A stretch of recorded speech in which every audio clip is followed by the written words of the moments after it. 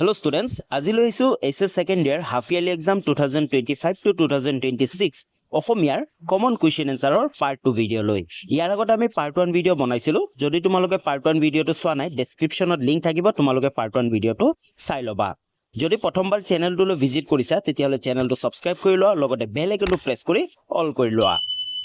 Part 1 ভিডিওত আমি half ইয়াৰলিৰ কাৰণে তোমালোকৰ সিলেবাস কি হ'ব অলৰেডি আমি আলোচনা কৰিছিলো আৰু part 1 ভিডিওটোত আমি তোমালোকৰ গদ্য ভাগৰ চেপ্টাৰ 1 মোৰ মাতৃমুখ দৰ্শন আৰু মগনিয়াৰ এই দুটা চেপ্টাৰৰ সমু প্ৰশ্নোত্তৰ আলোচনা কৰিছিলো আজিৰ এই ভিডিওটোত আমি আনন্দৰাম বৰুৱা আৰু হস্তি বিদ্যাৰ্ণ পুথি এই দুটা চেপ্টাৰৰ পৰীক্ষাত আহিবলগীয়া কমন সমু প্ৰশ্নোত্তৰবোৰ আলোচনা কৰিম Question to তোমালোকে সোয়া আনন্দৰাম বৰুৱাৰ জীৱনৰ মূল মন্ত্ৰ কি আছিল বন্ধুসকল এই প্ৰশ্নটো তোমালোকে চাব পাৰা SS 12 18 আৰু 23 আহি গৈছে আৰু এই বছৰৰ কাৰণে ভেৰি ইম্পৰ্টেন্ট আনন্দৰাম বৰুৱাৰ জীৱনৰ মূল মন্ত্ৰ কি আছিল ইয়াৰ উত্তৰটো হৈছে আনন্দৰাম বৰুৱাৰ জীৱনৰ মূল মন্ত্ৰ আছিল কৰ্ম কৰা মনত ৰাখিবা তেওঁ জীৱনৰ মূল মন্ত্ৰ আছিল কৰ্ম কৰা কৰ্মই জীৱন আৰু কৰ্মহীনতাই প্ৰকৃত মিত্ৰস্বৰূপ আৰু তেওঁ কি কৈছিল কৰ্মই জীৱন আৰু কৰ্মহীনতাই প্ৰকৃত মিত্ৰস্বৰূপ নেক্সট question number 2 টো চোৱা আনন্দৰাম বৰুৱাই কামৰূপৰ ভাওনাৰ কথা কোট উল্লেখ কৰিছিল বন্ধুসকল এই প্ৰশ্নটো কিন্তু ভেৰি ইম্পৰ্টেন্ট তোমালোকে চাব পাৰা অলৰেডি SS 13 আৰু 16ত ডাইৰেক্ট আহি গৈছিল এই প্ৰশ্নটো ইয়াৰ উত্তৰটো হৈছে কামৰূপৰ ভাওনা কোট উল্লেখ কৰিছিল আনন্দৰাম বৰুৱাই কামৰূপৰ ভাওনাৰ কথা মহাবীৰ ৰচিতৰ সংস্কৃত ব্যাখ্যাত নাট অভিনয়ৰ কথা লিখোতে উল্লেখ কৰিছিল কোট উল্লেখ কৰিছিল মহাবীৰ ৰচিত সংস্কৃত ব্যাখ্যাত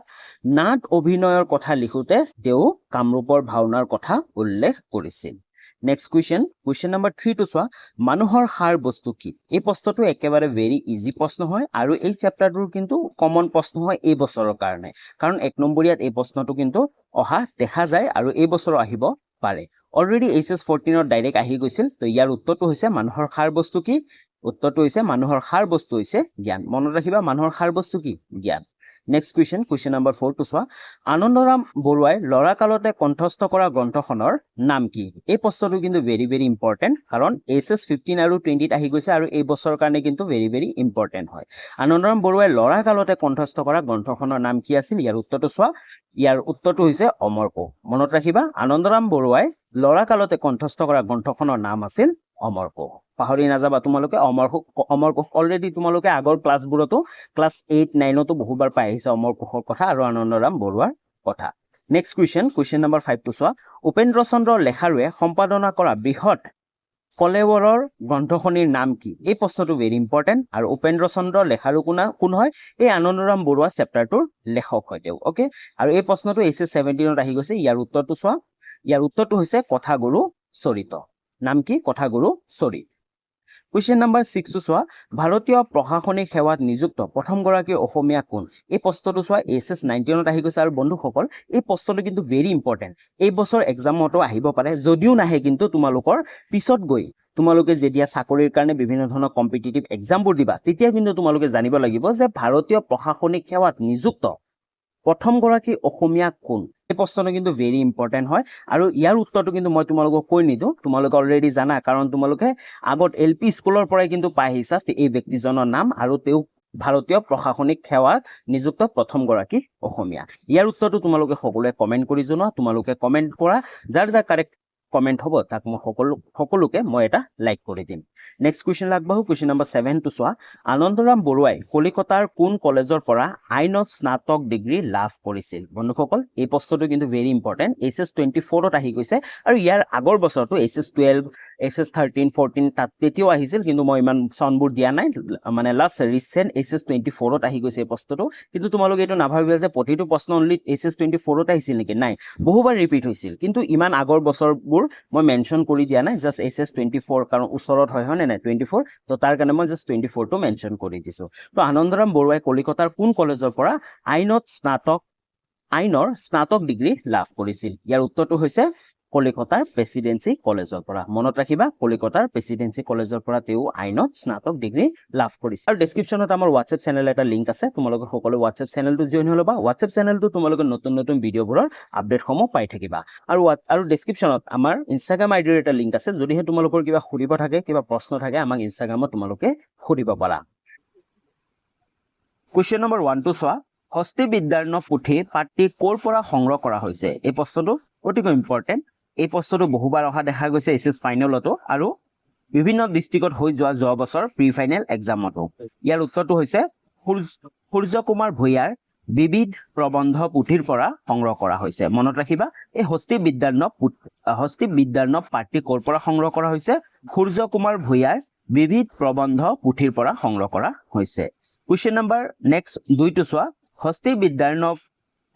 বিদ্যাৰ্ণৰ পুথিত কোনগৰাকী বন কুঁৱৰীৰ ছবি পোৱা যায় এই প্ৰশ্নটো অতিকৈ ইম্পৰ্টেণ্ট ইয়াৰ উত্তৰটো হৈছে অম্বিকা দেৱী মনত ৰাখিবা হস্তি বিদ্যাৰ্ণৱ পুথিত কোনগৰাকী বন কুঁৱৰীৰ ছবি পোৱা যায় অম্বিকা দেৱী নেক্সট কোৱেশ্চন নম্বৰ 3 টো চোৱা কোন দেশৰ প্ৰাচীন নিপতিসকলক কিয় গজধ্বজ খিতাপেৰে বিভূষিত কৰা হৈছিল এই প্ৰশ্নটো এইচএছ 20 আহি গৈছে প্ৰশ্নটো অকমান ভুল হৈ আছে ইয়াৰ প্ৰশ্নটো হ'ব লাগিছিল কোন দেশৰ প্ৰাচীন নিপতিসকলক কিয়টো নালাগে গজধ্বজ খিতাপেৰে বিভূষিত কৰা হৈছিল ইয়াৰ উত্তৰটো হৈছে কামৰূপ দেশৰ প্ৰাচীন নিপতিসকলক গজধ্বজ খিতাপেৰে বিভূষিত কৰা হৈছিল নেক্সট কোৱেশ্চন নম্বৰ 4 টো চোৱা হস্তি বিদ্যাৰ্ণৰ সাৰ সংগ্ৰহ পুথিখন কোনে ৰচনা কৰিছিল এই প্ৰশ্নটো শৰ্ট কুৱেশ্চন হয় আৰু ভিতৰুৱা প্ৰশ্ন হয় আৰু অতিকৈ অহা দেখা যায় প্ৰশ্নটো হস্তি বিদ্যাৰ্ণৱ যি সাৰ সংগ্ৰহ পুথিখন আছিল পুথিখন কোনে ৰচনা কৰিছিল ইয়াৰ উত্তৰটো হৈছে হস্তি বিদ্যাৰ্ণৱ সাৰ সংগ্ৰহ পুথিখন সুকুমাৰ বৰকাঠে ৰচনা কৰিছিল নামটো মনত ৰাখিবা সুকুমাৰ বৰকাঠে ৰচনা কৰিছিল নেক্সট কোৱেশ্চন নম্বৰ 5 টো চোৱা গজেন্দ্ৰ চিন্তামণি কি ভাষাত লিখিত পুথি এই প্ৰশ্নটো ভিতৰুৱা প্ৰশ্ন হয় আৰু অতিকৈ ইম্পৰ্টেন্ট প্ৰশ্ন হয় তোমালোকৰ কাৰণে গজেন্দ্ৰ চিন্তামণি কি ভাষাত লিখা পুথি আৰু একেবাৰে সহজে উত্তৰটো মনত ৰাখিবা সংস্কৃত ভাষাত লিখা পুথি মনত ৰাখিবা কি ভাষাত লিখা সংস্কৃত ভাষাত লিখা পুথি নেক্সট কোৱেশ্চন নম্বৰ 6 টো চোৱা অসমৰ জীয়ৰী গ্ৰন্থখনৰ ৰচক কোন এই প্ৰশ্নটো ভেৰি ইম্পৰ্টেন্ট হয় অসমৰ জীয়ৰী গ্ৰন্থখনৰ ৰচক কোন ইয়াৰ উত্তৰটো হৈছে ডক্টৰ সূৰ্য কুমাৰ ভূঞা মনত ৰাখিবা অসমৰ জীয়ৰী গ্ৰন্থখনৰ লিখক হৈছে doctor Surya Kumar Bhuyan next question number 7 টো চোৱা ডক্টৰ ভূঞা দেৱৰ একমাত্ৰ কবিতা পুথিখনৰ নাম কি এই যি ডক্টৰ চন্দ্ৰকুমাৰ ভূঞা তেওঁৰ কথা আমি তোমালোকৰ কিতাপতো পঢ়িবা ডক্টৰ চন্দ্ৰকুমাৰ ভূঞা দেৱৰ একমাত্ৰ তেওঁৰ কবিতা পুথিৰ নাম লিখা বন্ধুসকল ইয়াৰ আগত যেতিয়া আমি ওৱান শ্বট ভিডিঅ'বোৰ বনাইছিলো তাতেও আমি কৈছিলো যে তোমালোকে কবি পৰিচয় নাইবা লেখকৰ পৰিচয়ৰ পৰা বহুকে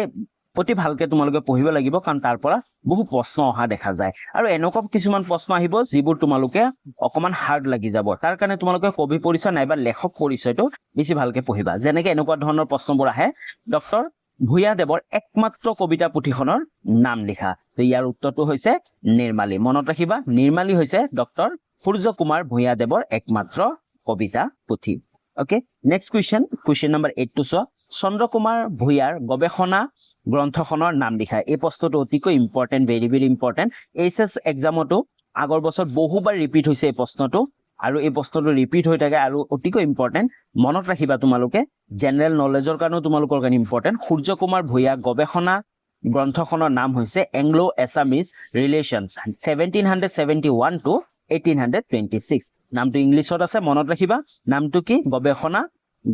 গ্ৰন্থখনৰ নাম হৈছে Anglo Assamese relation 1771 to 1826 okay